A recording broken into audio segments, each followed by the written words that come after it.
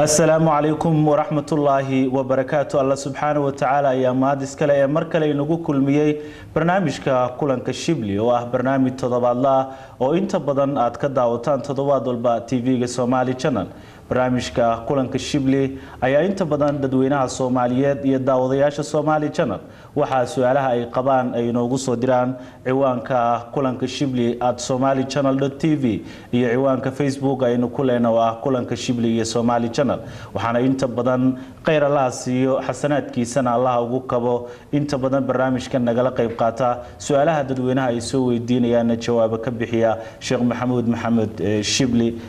Sheekh marka hore ku soo برنامجك. سؤال شو قريسا دروينها يداودياش الصومالي channel إن سوي دين وحاو داودها قبل عبيا السلام عليكم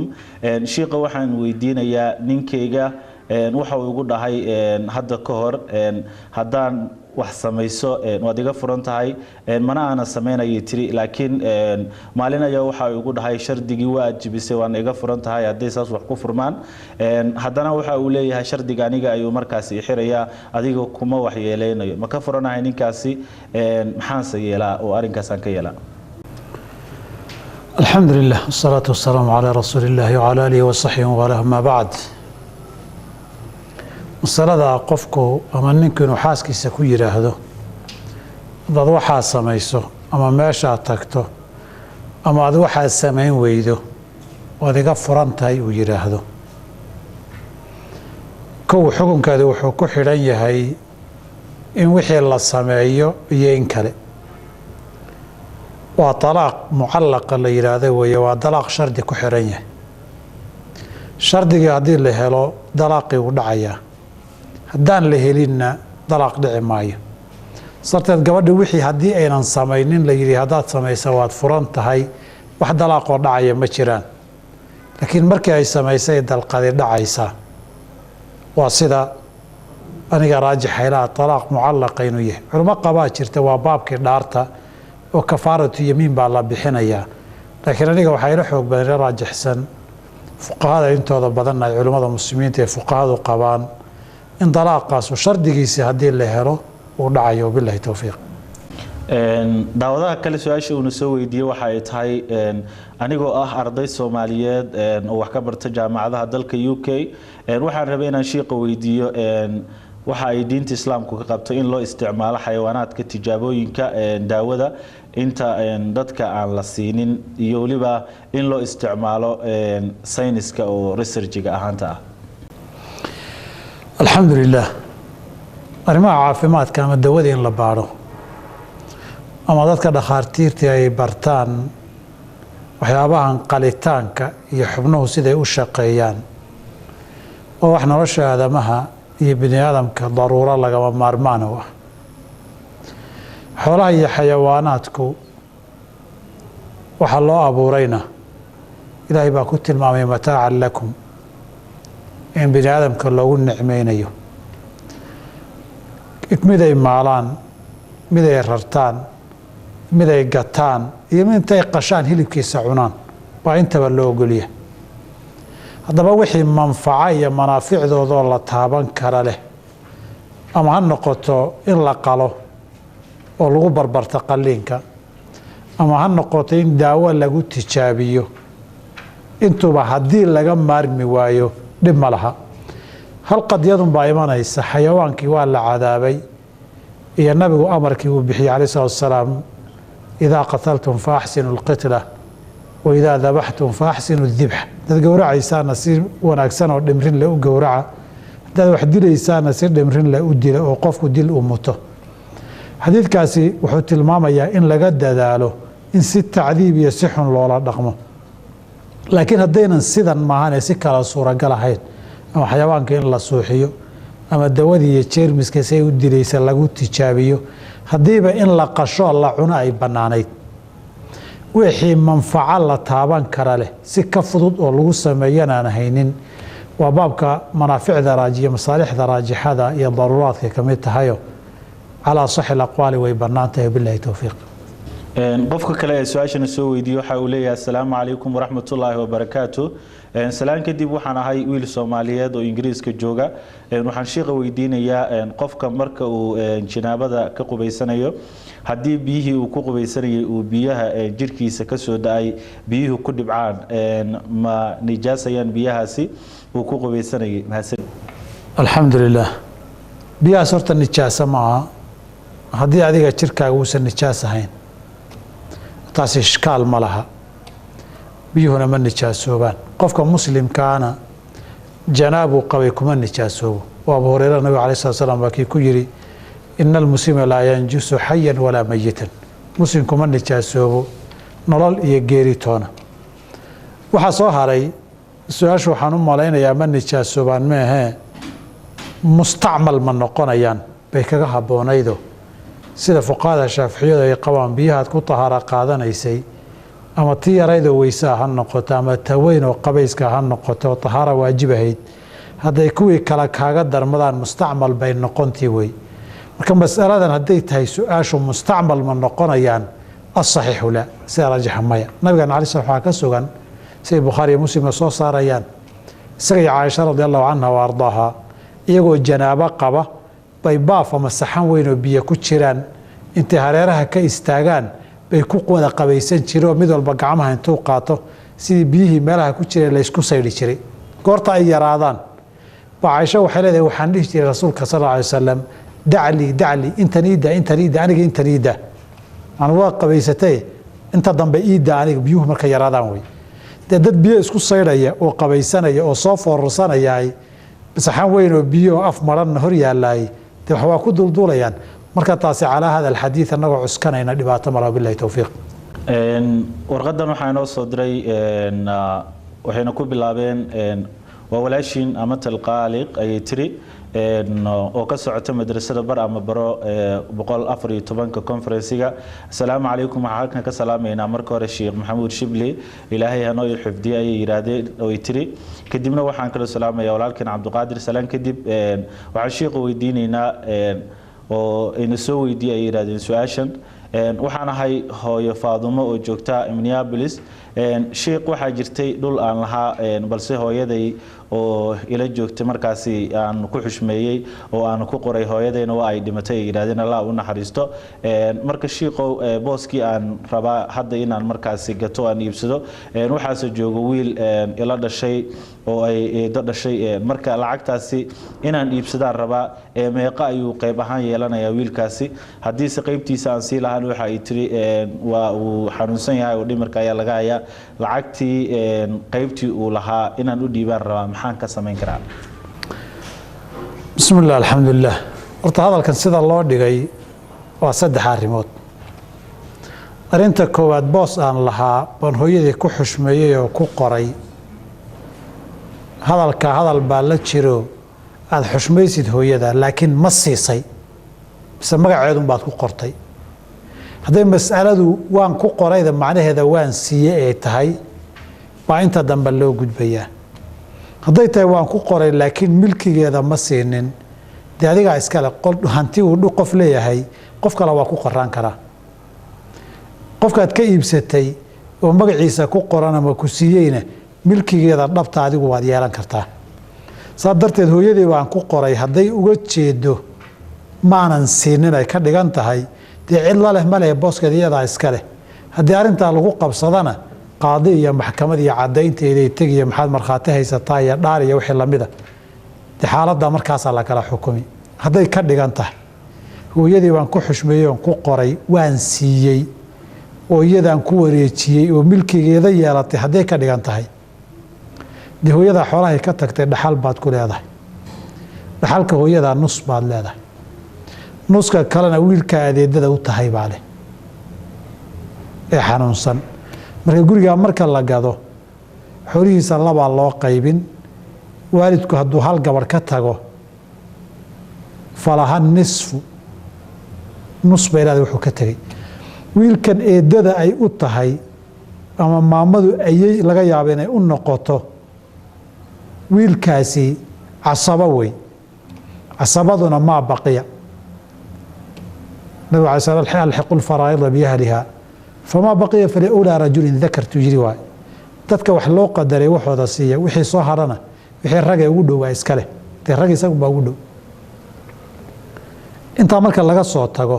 waa masalada saddexaad ee wiilka yaa loogu dhiibayaa dee ciddii mas-uuliyaddiisa haysaa loogu dhiibayaaye daryeelkiisa iyo xanaanadiisa mas-uulka ka ah hantidiisa iyo xoolihiisana lagu aamini karo wabillahi towfiiq su-aasha kale waa isla su-aal ku saabsan dhanka dhulka waxay yidhaahdeen waxaan ahay maamo xaawo oo joogta New York shiiqo waxaa jiray dhul ay hooyaday iiga dhimatay dhulkii aabahay ayaa naa ku guursaday ayay tiri oo deganaa markii dambana dhulkii waa uu iibsaday marka shiiqo haddii aan inta aabahay garab maro dhulkii soo ceshado ma dembi baa iiga imaanayo haddiise aabahay uu iibsaday xaq ma u leeyahay in dhulka hooyaday saddex cunug ay dhashay uga dhimatay uu isagu markaasi ay hooyo uga dardaarantay uu isaga iibsaday xaq ma u leeyahay alxamdulilah waa dhowr arrimood marka koobaad hooyadu xoolahay ka dhimatay gabadhan aabbaheed haddii uu qabay oo ninkeedii ahaa markay dhimanaysay iyadiiyo dadka kale dhaxalka waxbuu kula leeyahay ولكم نصف ما ترك أزواجكم إن لم يكن لهن ولد فإن كان لهن ولد فلكم الربع مما تركنا من بعد وصية يوصين بها الدين دينت يدردارنك يدوك تمرك لغا بحيو أبوه بغلقي باللباطن يشن بوليه أما أفرميلود ميل بوليه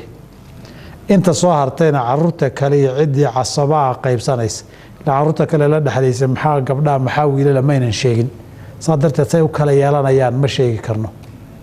taasi waa marka koobaad haddii uusan qabinayna xaas u ahayna dee xoolaha duq waxba kuma laha markay dhimanaysay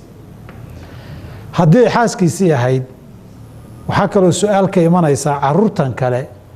garanay qofkan saa'ilkay su-aasha weydiinaya waa aabbaheed kuwan kale aabba ma u yahay su-aasha labaad ay imanayseen meeshan ku caddayn weeye haddii uu aabbo u yahay iyaday la xukun noqonayaan waana tilmaami doonaa hadduunan aabba u ahayna xoolahooda ma taaban kara kumana tasarufi karo beecuna asixi maayo hadduu caruurta aabba u wada yahay baa timid marka caruurta hadduu aabba u wada yahay gurigaa beeca u gaday wuu asaxayaa lagamana dabategi karo isaga way fiican tahay inuu caruurtiisii idan weydiisto laakiin nabiga yidhi calayhi salaatu wasalaam wuxuu yidhi waxaad cuntaan waxaa ugu wanaagsan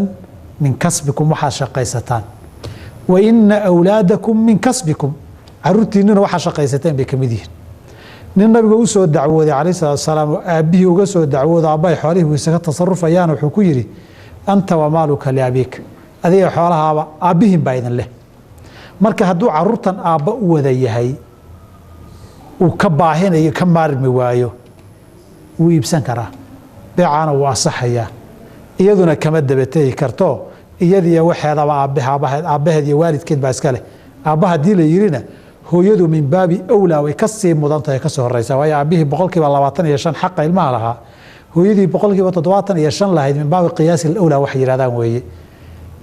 haddii uusan ahayn masalada haddii intaa ka badan iyo caruurta kale aabba uma ahayn iyo xaaska ma qabin xataa hadduunan qabin oo caruurtan ay wada dhexlaysay dhammaan caruurtiisii ay ahaayeenna xoolihii caruurtiisaas ku tasarufay may noqonayaan marka waalidku intaa qadarin iyo qiimeyn ka badan buu leeyahay waxoogay haddaad ka tirsateen qalbigana ka sii daa ilaahayna dembi dhaaf u weydii aduba intaas inuu ku dhalayba abaal ugu filan billahi towfiiq daawadaha kale su-aasha uuna soo weydiiyey waxay tahay shiiqo waxaa jirta gabar aan dhalay ayay tiri waa maamo waxaan ku soo dadaalay waxbaan soo baray si fiican ayay muxuu ahaa gabar fiican ayay ahaan jirtay balse hadda faraha ayay ka baxday marka shiiqow gabadhaasi haddii ay qaan gaartay warsi ay iga maqli diiday dembi ay la timaado oo ay gasho ma qayb baan ku leeyahay maxaan kalese markaasi ku suubin karaa gabadhaas alxamdulilah aduu waajibkaagii tarbiyada iyo khayrka iyo sharka kala baritaankooda kadib amar bilmacruuf wanahyi can ilmunkarkaagii wanaagga inaad farto xumahana ka reebto haddii aad samaysay awood iyo sultaan iyo maamul aad khaladka kaga reebtana aadan haysanin oo sidaa dawastareenka laga soo qoray ilmuhu 16 markuu gaarana madax bannaani heer isu diyaarin buu galaa 18 markuu gaarana mid madax bannaan uu meeshuu doona ka dhacuu noqdaa cumuuman dembiga ay samaysay aaxaadkiisa iyo dembiyada ay maalin walba gelayso asal ahaan adiga dembi kaama saara haddii aadan dayicin adigu mas-uuliyaddaadiyo baabu tasabub adna dembiga waxaad yeelan mas-uuliyaddii aad dayacday iyadana dembigay gashay walaa taziru waasiratun wisra ukhraa weeye yaa ayuha aladiina aamanuu calaykum anfusakum laa yadurukum man dalla ida htadaytum bay noqon calaykum anfusakum waxaa looga jeedaa aduu waajibkaaga inaad ka soo baxdo hadaad waajibkaaga ka soo baxdo qofka kalena qasab aadan ku lahayn dee adiga waxba kaama saarna isaga haddii uu dhumay billahi towfiiq daawadayaal weli waxaynu ku guda jirnaa barnaamijka kulanka shibli waa barnaamij toddobaadla oo toddobaad walba aad ka daawataan tv-ga Somali Channel su'aalihiinana waxaad inoogu soo diri kartaan kulanka shibli @Somali Channel TV iyo Facebook-ga ciwaanka aynu ku leenahay waa kulanka shibli ee Somali Channel sheekh qofka kale ee su'aashiina soo weydiiyay waxa uu leeyahay ma banaan tahay hadiyadaha 25 December ee gaaladu markaas u bixiyeen oo ay micnaha kala qaataan in la qaato hadiyadaas ma banaan tahay alxamdulillah hadiyadu hadayna iyadu wax xaraam ahayn oo khamri iyo hilib aan sharci lagu gowracin oo ciidahooda loo gowracayo oo ma huwa li ghayri illaahi bihi iyo haddii aynan ahayn waa la qaadan karaa sidaasaana saxaabada lagaga wariyay cali iyo caaisha radiyallahu anha wa ardaaha iyo saxaabo kaleba masalada qayb ka mid ah ragga culimada ka hadlay aahaartuna musanafaadka ku taala culimada ka hadashayna waxaa ka mid ah sheekh islaam ibn taymiyyah rahimahullahu ta'ala kitaabkiisa iqtidaa'u siraat almustaqim mukhalafata ashaabi aljahim aahaarta culimada ee saxaabadana waa ku soo guurinaya رجل كهلا وحكم الإمام الحافظ الذهبي رحمه الله تعالى كتاب له ولا يراده تشبيه الخصيص بأهل خميس وعيدها قال هذا اللغة شيء إسنا وكهلا يايو إن يبنان تهيب الشيء يا ويقال لي أكون هذه اللغوس هذه وحيابها عنتوينك هدوسا وحن سيدي حرام وهين وعلى قاعدة كرادي بعتمر بالله التوفيق daawadaha kale Somali Channel su'aalaha ina soo weydiiyay waxa kamid ah waxa uu yiri assalaamu alaykum Sheikh Shibli magaciigu waa Salim Abdikariin oo jooga magaalada Goday Sheikh gabar ayaan furay yiri waxna ma haysto hadda xaqeediina ma aanan siin haddii aan dhinto anigoon siin xaqeeda ma leegu leeyahay anigu aad u jecel inaan siiyo marka aan wax helo hadduu Allah idmo alxamdulillah asalku haa xaqan gabadhu ay kugu lahayd waana xaqay sharci kugu yeelatay oo meherkeedii xaqeedii meherkan u qaatay meherkeedii aadan siinin ama xaqii kale ay kugu lahayd waa duyuun iyo dayn iyo xaq aadamoo dushaada saaran wey inaad bixisaad lagu leeyahay haddii aadan bixinin waa xaqay kugu leedahay wayna cafin kartaa aakharana way kaa dalban kartaa haddii aad dadaalkaaga bixiso niyadaaduna wanaagsan tahay inaad bixiso aad ku taamayso waxaan rajo laga qabaa oo la rajayn karaa lama hubee in ilaahay subxaanahu wa tacaala kaa bixiyo bedelkii ajirkaaga iyo xasanaadkaaga la qaadi lahaa ama qofka dembikiisa lagu saari lahaa ilaahay iyageena inuu raalli geliyo waxbana aan lagaa qaadin sida xadiidku ahaa nabigeena calayhi salaatu wasalaam qofkii xuquuqda dadka qaata yuriidu adaaha adda allaahu canhu bay culimmadu waxay ku fasireen inuu ka caamsan yahay adduunyadu haddii adduunyadan lagaga bixinina aakhare bedelkii isaga loo soo dhici lahaa camalkiisa iyo xasanaadkiisa in meel kale ilaahay ka raaligelinaya dadkii ilaahayna waa wadaa laakiin deymuhu iyo xuquuqda dadku ay adag tahay qofku intuu nool yahay ku dadaalo xuquuqda dadka inuu bixiyo wabillahi towfiiq qofka kale waxa uu ina soo weydiiyay waxa uu leeyahay assalaamu calaykum waan idin salaamay Sheikh Maxamuud Shibli iyo wariyaha su'aasheedu waxa ay tahay waxaan qabaa xaas waxaana ku kala noolnahay labadeennaba laba wadan waxaan la heshiiyay ayuu yiri gabar kale oo iyadu igula nool wadanka aan ku noolahay waxaana kula heshiiyay in aan naagta Afrika iga jirto aan markaasi u tagin laakiin aan u diro biilkeeda xaaska jirta Afrika heshiiska noocaasi maxay ka qabtaa diinta islaamka alxamdulillah heshiis baatila way waxba kama jiro haduusan gabadhan u imanaynin gabadhu markay ninka guursanaysa gurigooda meelay seexatana kamayna waayin aradbax iyo masruufna kamayna waayin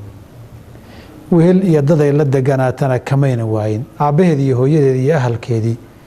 oo ilaa iyadoo weyn uu arkayay ninkuu la joogay bay ka mid ahayd sida asalka iyo qaalibka ah waxay u guursatay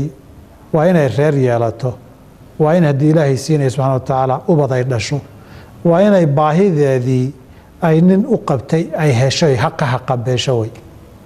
iska daa naagaad guursatay keliya oo lagu daraybe maqnaanshahaaga raalli haddayna ka ahayn inay fasakhatay xaq u leedahay saa darteed ninkan laba khiyaar baa u furan laba khiyaar mid ha sameeya risiqa ilaahay baa hayee wuxuu ku tari karana ha ku taro gabadhana warqadeedii ha siiyo ilaahay calaf kale ha raadsatee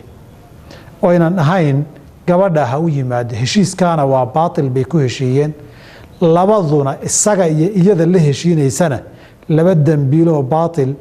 iyo dulmi ku heshiiyey weye wuxuuna gelayaa qoladii nabigu yuri sala allahu alayh wasalam qolinkii laba haweena guursada famaala ilaa ixdaahumaa jaa yowma alqiyaamati washiquhu maayl ninkii laba haweena qabee mid u batay u janjeersadaay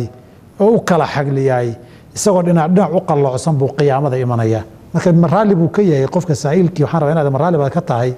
in qiyaamada oo dhinac u janjeera lagu eego lagu keeno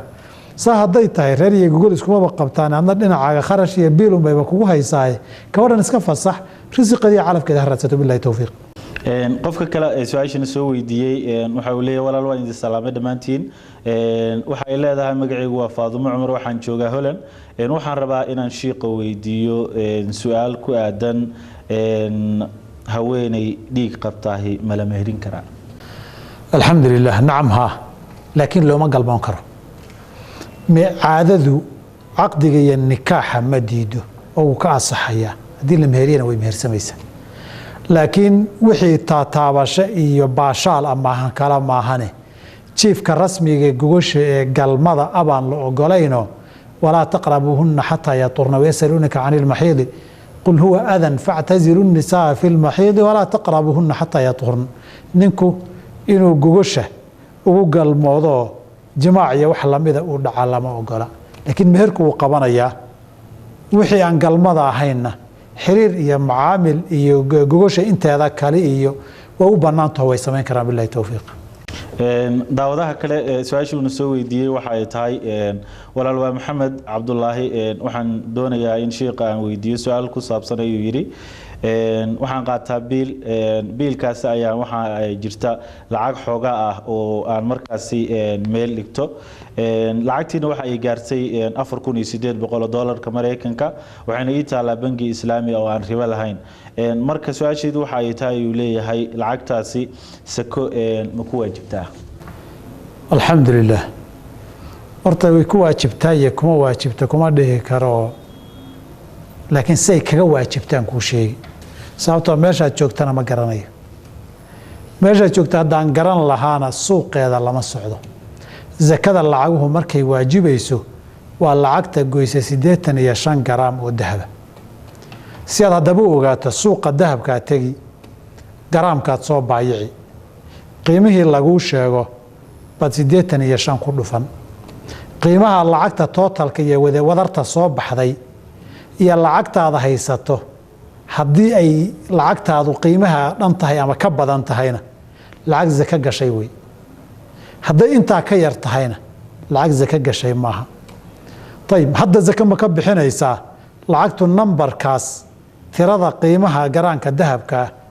oo lagu dhuftay 85 garaam qiimaha ka soo baxay goormay lacagtaadu gaadhay baa taariikhda iyo xisaabta dib ugu noqon dee bangigii iyo qoraaladiisii xisaabeed iyo statementigiisii baad raadin maalinkay qiimaha gaadhay buu sanad u bilowday maalinkaa maalinkeeda sanadka dambe marka la gaadho markaasaad 2% iyo badh ka bixin hadba inta ay joogto billahi towfiiq سائلك كلا سؤال سو ويديو حاوليه وان سلامي دمان بعد الصومالي channel iyo Sheekh Shibli qeyr Allah siiyo su'aasha aan weydiinayo waxa ay tahay ma u sheegi karaa company ma u shaqeyn karaa iraade company iska leh meel markaasi qamriga lagu iibiyo iyo meel markaasi dharka lagu iibiyo leh dharka ma ka shaqeyn karaa qaybta dharka su'aasha labaad uu soo raacsiistan waxa ay tahay istijada ma ku filnaan kartaa hadii aan markaasi ku istijoodo tiishka ama saxarada aan isaga tiro markaasna ma ku tukan karaa anigoo aan wax biyo isticmaalin الحمد لله haddaan kala halmaamo cabdiqaadir adaa xasuusin doona su-aasha hore kambanigu xaaraanna wuu ka shaqeeyaa xalaalna wuu ka shaqeeyaa adoo xalaasha waad ka shaqayn kartaa laba shardi haddii la helo shardiga koobaad waa in shaqadu kala soocan tahayo inuu qayb baan ku qorahay qaybta kalena markii loo baahdo waan ka shaqeeyaa aynan ahayn qaybta kalena markii la ii dira waan ka shaqeeyaa laakiin rikoorka umaan qayb ku qornahay waa inaan ahayn oo shaqadu waa inay kala soocan tahay midda labaad shaqadaadu waa inayna si toosa kaalmayn iyo fududayn shaqada qaybta xaraamta iyo tacaawunkeeda aynan u gelaynin labadaa haddii la helo qayb xalaala waad ka shaqayn kartaa ama isku dhismaha ku yaalaan ama laba kala dhismaha ku yaalaan waxaad ka qaadatana waa kambani xorihiisu xalaal iyo xaraam isugu jiraano qofka xaqa uu leeyahay wuu ka qaadan karaa haddii qofku saasay tahay walow mid wada xalaala inaad raasataay ay ka fiican tahay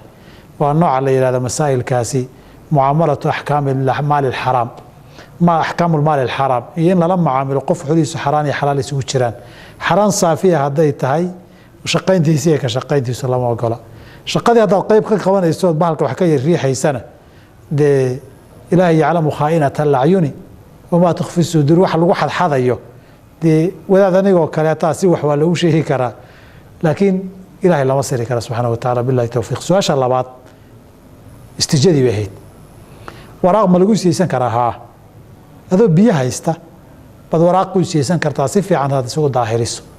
waxaad samaysaa haddaba cajaladii iyo cashiro badan oo laga duubay baa jiray istijade intaad internetka iyo meelaha gasho kutubta duuban ku jirta baabka istijada baabul istijmaar baa la yidhaahdaa in dhagax iyo geed iyo qori iyo lagu istijaysto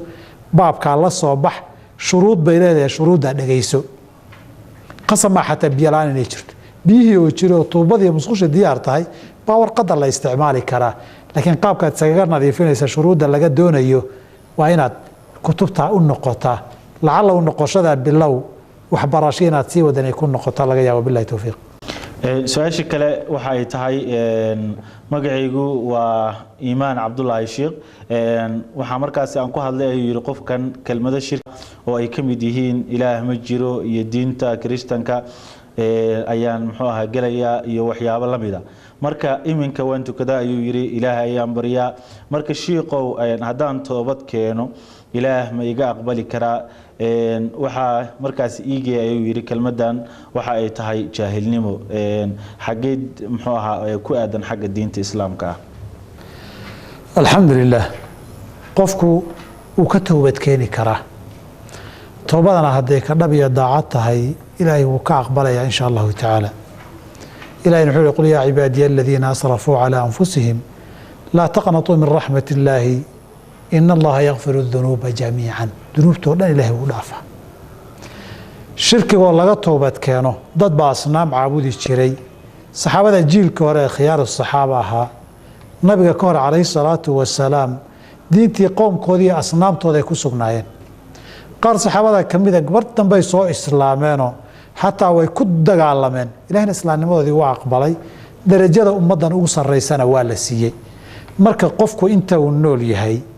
ee naftu ayna qarqarisada iyo sakaraadku soo gaadhin wax kastoo uu si daacada uga toobad keeno ilaahay waa ka aqbalaya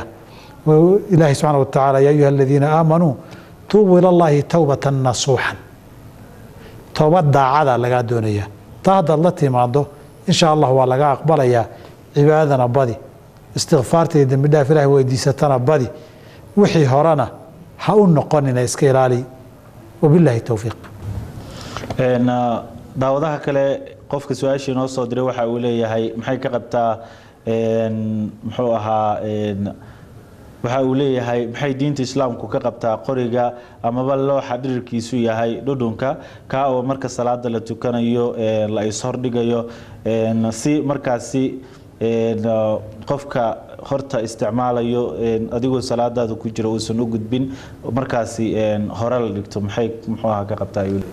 alxamdu lilah masalada waa masale la yidhaha sutra salaada sutra iyo wax ku asturaya in la dhigto nabigeenu axaadiid fara badan buu ku amray sala allahu calayh waalihi wasalam oo isku farayo in sutrada iyo la samaysto iyo qofku inuusan u tukanin isagoon sutradaasoo kale lahayn uusan tukan inay ka hor istaagayso waxyaaba badan oo salaadiisa wax u dhimi lahaana waa sheegay nabigu sal ly slam saas darteed qoriga dhigashadiisu waa shay matlab sharciya wey culimmadu waxay isku hayaan ma sunna mise waa waajib qolale waa waajib iyo in la waa sunnaa la isugu hayaaye inay ugu yaraan sunno tahay fiican tahay maaha waxa la isku haya qofku markuu keligii tukanaya ama imaam yahay laakiin dadka ma'muumiinta ee jamaacada tukanaya iyagu inay saftaan meesha kuma jirto oo nabiga xilligiisiiba lama samayn jiray sal slam oo qaybta bidacay soo gelaysa laakiin qof keligii tukanaya dadkuna inay maraan u baahan yihiin qadarka dheerarku inta ugu yar buu nabigu tilmaamay calayhi salaatu wasalaam waa ku lahaa qofkiin haddii uu tukanayo wa bayna yadayhi milu mu'kharati araxli rarka moqotinkiisa dambe waxaa la yidhaahdaa fardaha marka la fuulayo waxbaa la saaraa koora la yidhaahdo laba madax buu leeyahay mid hore oo xakamaha iyo xarigga lagu haya la gashado iyo mid dambe oo qofka gadaal ka soo celiya markuu baalku ordayo gadaal kaa soo qato madaxaa dambe ee taagan baa mu'kharatu raxli qaybtaa dambe awrta markii la rarayana waxaa la dhihi jiray wax kabaala la yidhahda loo sameeya geedaa lagu xidhaa madax horena isaga xiran halkan hoosena isaga xiran xaggaa dambena isaga xiran xaggaa dambe kuwa taagan ee isaga xirana mu'kharat raxli waa la yidhahdaa kuwaas oo kale qadarkaas oo kale uu nabiga ku tilmaamay in la dhigto sala allahu alayh ali wasalam isaguna markii weysada uu qaato ul afka bir kuloo canaza la yidhaahdo buu badanaa lahaan jiray oo markuu tukanayo hortiisa loo qotomin jiray oo loo taagi jiray marka waa matlab sharci oo wanaagsan ciddii arrintaa dadka u samaysana wax sharci oo sunnaha samaynteed buu ugu kaalmeeyey baan dhihi karaa billahi towfiiq sheekh qofka kale su-aashan soo weydiiyey waxa uu leeyahay waxaan furay xaaskii ilaa 3 mar mar ayadoo caado qabta ayaan furay ayuu yidhi mar askar ayaa markaas iga ceersanaysay midda saddexaadna aniga furay ayuu yidhi marka labadaas dalaaqadood ee hore muxuu ahaa ma ii markaasi joogaan maadaama ay midna caado qabtay midna muxuu ahaa askar ay ceersanaysay midda kale haddii saddexdii ay ka dhammaatay ma wax ciddo ah miyay gelaysaa oo 3 bilood ah alxamdulilah waa laba masalo masalada koobaad saddexdii dalqadood wax ma ka joogaa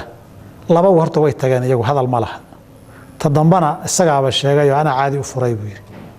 tii ay caadada qabtayna qowlka sida saxiixa uu dhacay ibnu cumar oo xaaskiisoo caado qabta furay xilligii nabiga sala allahu alayh ali wasalam oo soo cesho la yidhi markii la weydiiyey wuxuu yidhi xusibat calaya tatliiqa dalqad baa la ii xisaabay in iga dhacday saas darteed dalaaqaasi wuu dhacay dalaaq bidciaba ha noqde labadaa way tageen tan saddexaad dee waxay u baahan tahay su-aal adiga inaan kugu soo celinno askar baa laygu caydhsanayey baa faahfaahin u baahan waxay u baahan tahay masalada xaqiijin askarta lagu caydhsanayay maxaa lagugu caydhsanayay may fur bay ahayd mise kays kale laysu haystay askar haddii laysku caydhsanayay xaq baa lagu haystay oo tan adigun baa maray mise xaqdaraa lagu caydhsanayay masalatu qadaa iyo xugun bay u baahan tahay saas darteed dalqadaasi way dhacdayna kuma dhihi karo ma dhicina kuma dhihi karo xog dheeraada in laga ogaaday u baahan tahay su-aasha qaybta labaad oo 3 dalqo hadday dhammaan ciddo ma geli haa ma soo ceshan kartid laakiin cidday geli hadday uur leedahayna intay ka dhalaysa weeye haddayna uur lahayn oo weli gabadh caado hesho tahayna 3 quru'in 3 caado weeye ama 3 caado ay ka daahir noqoto midaa tiraadaba haddii aynan caadana helin uurna lahayna caadana ay kaba guurtayba ama ay waayeel caado dhaaftay tahayba 3 ashhurin fa ciddatuhunna 3 ashhurin waay 3 bilood bay markaa tirsan wabillahi towfiiq ajri xasanaad aan la soo koobi karin allah kaa siiyo guud ahaan daawadayaal intaa ayaanu kusoo gabagabeynaynaa barnaamijka kulanka shibli oo ah barnaamij toddobaad walba aad ka daawataan tv-ga Somali Channel isla markaana oo ah barnaamij inta badan daawadayaasha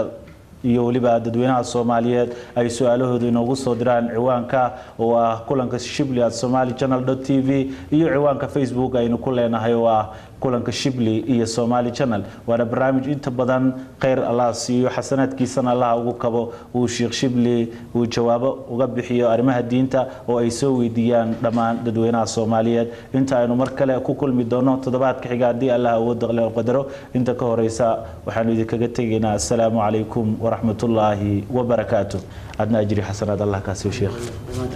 insha Allah barakallahu